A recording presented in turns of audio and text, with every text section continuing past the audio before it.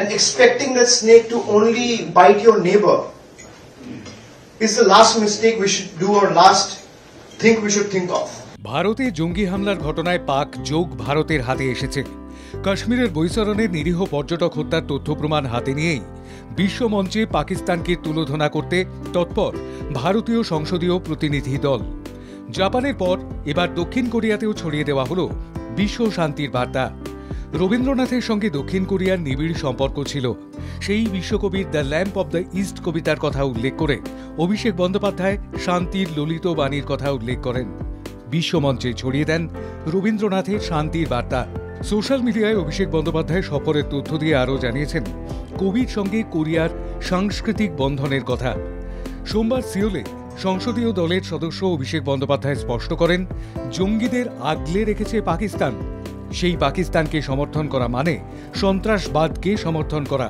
কারণ পাকিস্তান ও সন্ত্রাসবাদ যে সমার্থক হয়ে উঠেছে সেই সমীকরণ সরল ভাষায় ব্যাখ্যা করেন বাংলার তরুণ তুর্কি Abhishek Bandyopadhyay.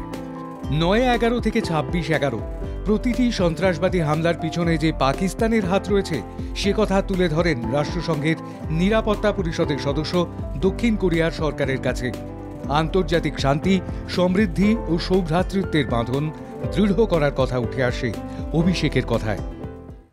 Now, breeding a snake back in your backyard and expecting that snake to only bite your neighbor is the last mistake we should do or last thing we should think of. Because once the snake is unleashed, it will end up biting whoever it can. A snake remains a snake. If you're breeding a monster to become a monster, the day the monster is unleashed, it will pounce on an attack on everyone. It gets an opportunity to attack. Pakistan has been harboring terrorism, harboring terrorists from 9/11 to 26/11 in Mumbai, to Pahalgam, to Pathankot, to Uri, repeatedly one after one terror attacks. You might reminisce Osama bin Laden was found in a place called Abbottabad, which is again in Pakistan. দক্ষিণ কোরিয়ার রাজধানী সিওলে ভারত দক্ষিণ কোরিয়ার বন্ধুত্বপূর্ণ এক বৈঠকে এভাবেই পাকিস্তানের মুখোশ খোলেন অভিষেক বন্দ্যোপাধ্যায়। বিশ্ব সভ্যতার স্বার্থে অহিংসার আদর্শ মেনে চলা ভারতের সত্য ন্যায়কে যেন আরও একবার প্রতিষ্ঠা করেন তিনি।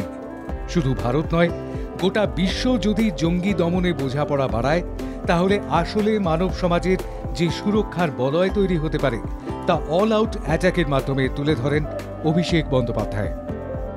ব্যুরো রিপোর্ট, বাংলা জাগো।